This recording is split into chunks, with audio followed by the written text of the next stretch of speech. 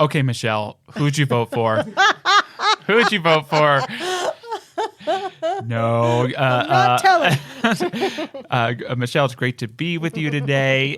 It is November. What is it? It's Does like time even exist anymore? 14th. Yes. We had a big election in our country, which kind of affects everybody. It does. Which is part of the beauty of democracy, that many people are paying attention to the leadership in our country. And you shared beautifully before Election Day, and I got to speak to the congregation after that. We're a purple congregation here at Mile High Church, so some of our folks are really pleased at the result of the election, and then there are some people who are just devastated and afraid. And it would be not genuine to say this was just like any normal election, because Donald Trump is not a normal candidate, and he is known for I think of him like a WWF wrestler. He likes to say, some extreme things that I think speak to the base, but also might entertain people or have some kernel of truth.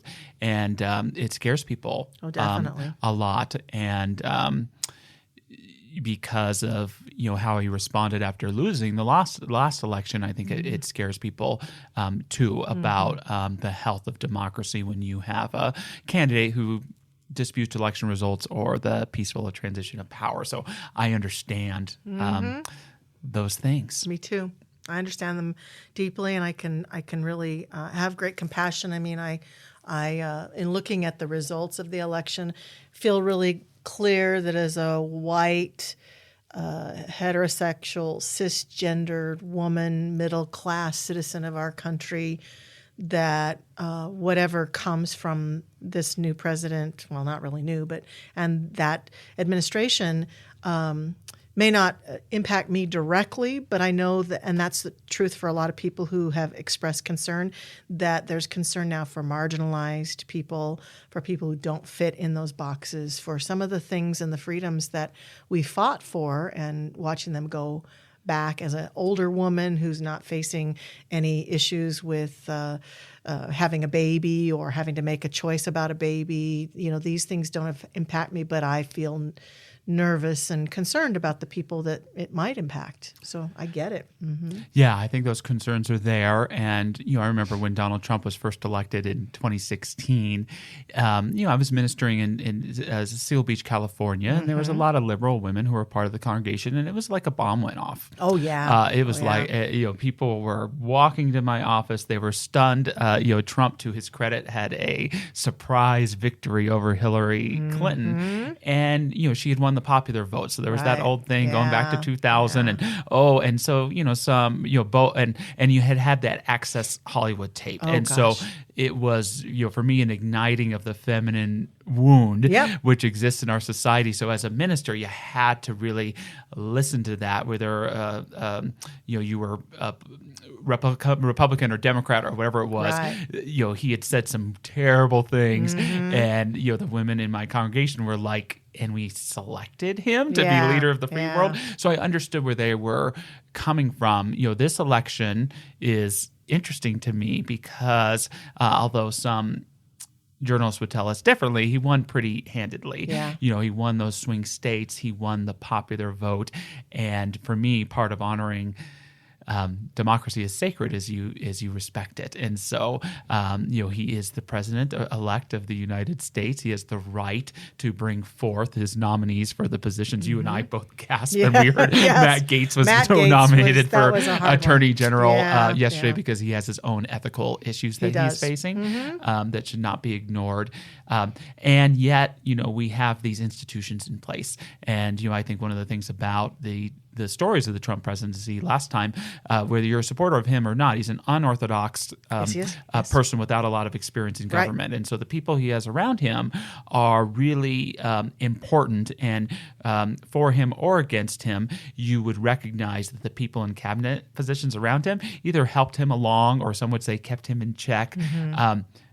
arguably fairly well, and I think people are concerned about this time because who are some of these folks who've been against him in this campaign going to be in some of the nominations we see. But I also think that this is an opportunity, even though there are concerns, to say, hey, we have a judicial branch. We have a legislative branch. We have an executive branch, and you have to watch and see. And there is sometimes a difference between rhetoric and action. And this week has been hard for me because I think I shared Sunday 3 things with the congregation. One, democracy is sacred. We got to respect it. Doesn't mean you always have to support the people that are in there, but respect it. And congratulations to those who are happy, and I'm sorry to those who are not. There was that idea we're all citizens of the United States, and although it's probably wise for those who are unhappy with the result to turn to watch less news, you're still a citizen. You are not out of the process. And I would say, in fact, if you did vote for him and you had some slight concerns, you better pay extra attention to your government. And I'm doing a Rick Perry. I can't remember the third thing that I said. But it was probably, I know what it was. It was there's a difference between grieving the election and having grievances. Yes, that was really good. And I do think, not that you have to give everyone the benefit of the doubt. You can know who people are, but do think about how you really feel about the institutions of the United States. And let's focus on improving them, criticizing them, but uplifting them, because I do think the institutions are more powerful than any person. And a lot of people in the congregation may disagree with me on that, and I respect that. And the thing that was hard for me, Michelle, was trying to give a unifying message, and some people who I understand are not ready to unify yet. They're feeling very hurt, and they would have preferred that we, say this person is hateful and don't support him, and I hear where they're coming from, and I don't fully agree. I thought that it was kind of cool on the news to see yesterday, as disappointing as many people are, President Biden, who we know doesn't like Trump, invite him into the office because he respects the presidency and respects the voice of the American people and is doing his job, putting his own personal feelings aside. Does that mean, hopefully he's the first to criticize when something's going on, but that's what I want to see in my country. And he respects the transition of power. And I can say that I feel this hopefulness about the power of the American people's voice, that no matter who's in power as our president, that we can, not that I'm saying we should all have riots and go crazy, but that our voices can be heard. I have hope in our democracy. I have hope in the voice of women who are feeling marginalized, or any group of people.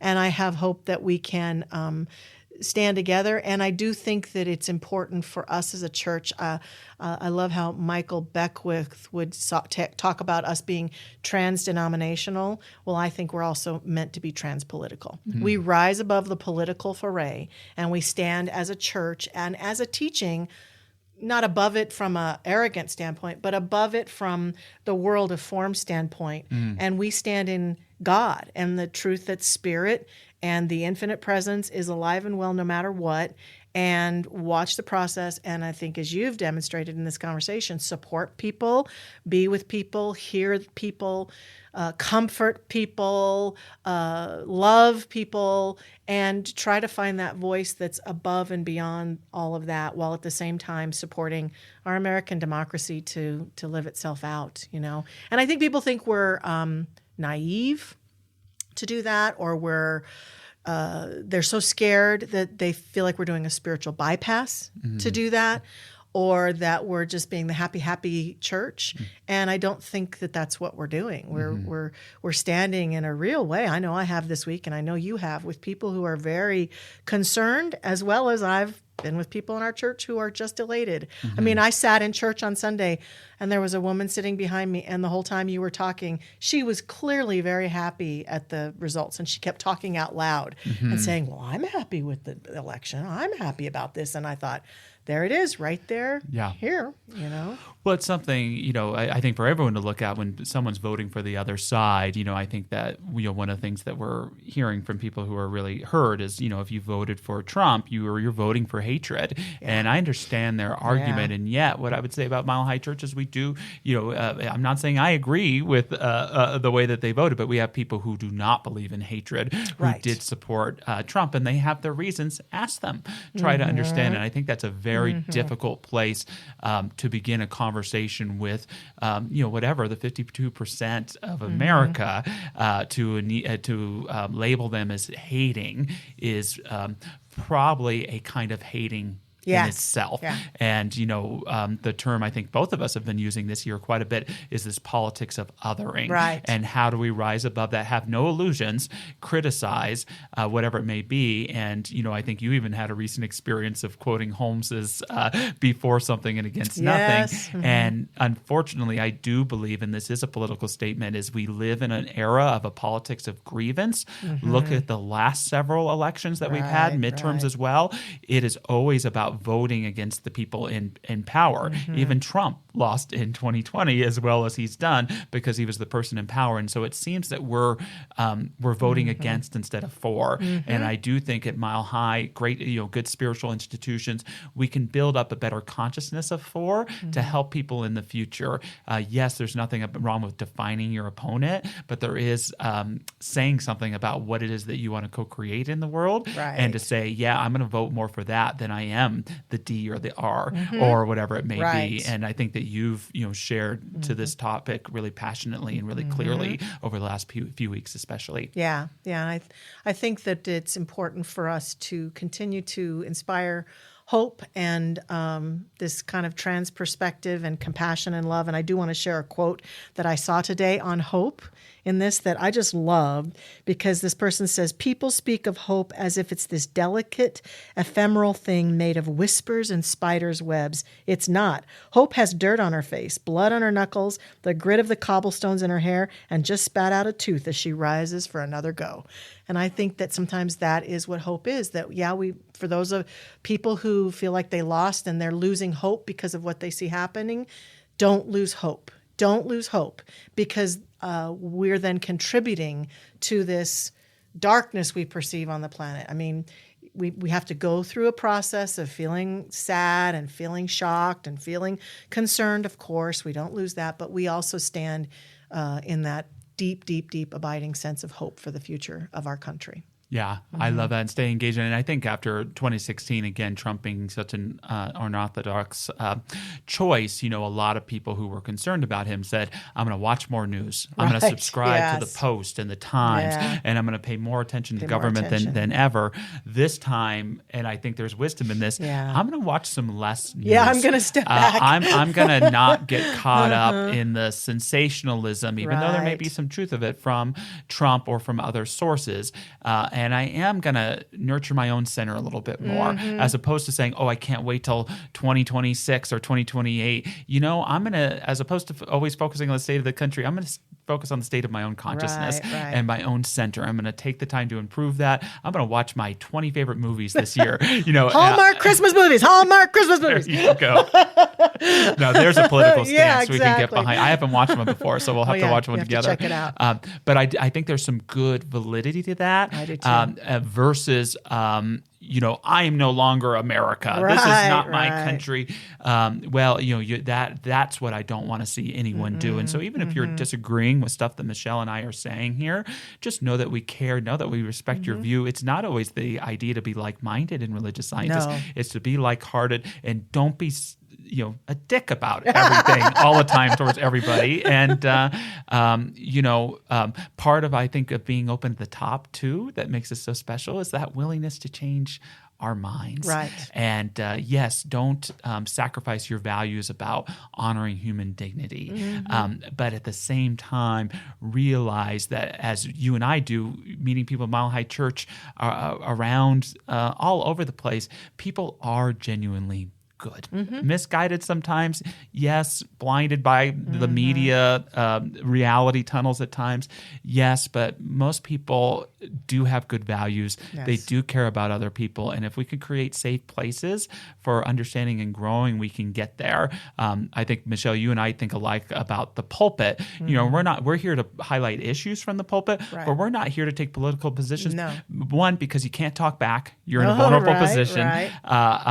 And two, because we respect your intelligence to take the facts and make your own decisions, whatever they may be. But in moments like this, in classroom sessions, in one-on-one, we're here to create safe places, to create trust, to have dialogue about these. And more often than not, the solution is not the hard part. It's the trust that creates the compromise and the highest and best for people. And I do think that spiritual institutions matter for that for now and in the days to come, where we see, you know, the education system getting so much criticism, obviously the government getting so criticism, you know, community engagement being criticized, all this type of stuff. I do think that spiritual institutions of all faith have that ability to say, you're a conservative, you're a liberal, so what? You're a human being, you're an American. Let's talk about these things and build trust with one another and see the solutions that come forth. Because I think there's not a bad government lack in our country. There's a trust gap that makes us really struggle to figure out the known common sense solutions to some of the issues that we face. Yeah, and for me, one of the last things I'll say about this is I'm taking a page from our Christian brothers and sisters when they ask, what would Jesus do? And I've thought a lot about Jesus and his political times. And we can, as you've said, we can criticize the system, we can question our government. But what I am unwilling to do is stop loving people because they may have voted in a way that I didn't vote, or stop loving people in our congregation who don't agree with everything I might say politically. That the key thing that I think we need to follow right now is, what would Jesus do with each other? We'd still love each other. And it has kind of broken my heart to hear about families that are unwilling to love each other because they disagree about politics. And I totally get, again, as we've been saying, the stakes are high, it's a scare. I get it, but love is bigger than that and bolder than that and can penetrate that story and that conversation. And so it's been really important for me, if people challenge me on Facebook or in my personal life, to really take a deep breath, not get defensive, and let love have its way with me, to say, tell me more about what you're thinking. Just, share with me. Yeah, I love that. And again, in mind of people who are very happy with the election result, remember, Jesus did pretty good in his ministry under Roman rule. He did, yes. When you look at all the great spiritual teachers, they developed a lot of their spirituality in spite of governments that they would have seen as oppressive or difficult. So there's no reason to not continue to speak your truth. Right. And time goes pretty quickly. And so there'll be another vote here coming up in 2 years. And so Trump will either, show, his ability to govern well. I think it's always hard for a president, actually, when they have all the branches of government behind them. Yeah. I would like to see the last time that they remained with those in power at the next midterm. And I know there's other concerns of other things taking place, but watch, judge them for what they do, not always just for what they say. Right. And be a part of your local community, be a part of your state politics, pay attention, be good citizens. And honor everyone's right to have to be an American and to speak their voice towards who they vote for, whether or not you agree with them, and then get back to work. Yeah. And come to church. And come to church. And I always think that it's that motto of South Carolina, back to, maybe to end on this note of hope. While I breathe, I hope. And to me, that's the definition of American, is as you breathe, you hope. Yep, most definitely. All right, Michelle. Thanks so much for your time. Thank you, Josh.